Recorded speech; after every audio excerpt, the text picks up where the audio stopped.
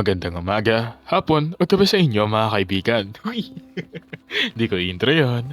So, nagbabalik na naman po tayo sa isang Minecraft video. At as you guys can see, nandito tayo sa Grindcraft SMP Season 2. So, for today's video ay mag-end fight kami. At pinatay namin ng maraming beses dito yung Ender Dragon. So, little bit of context, kinuha ko po yung Dragon Egg kasi gahaman ako sa valuable items.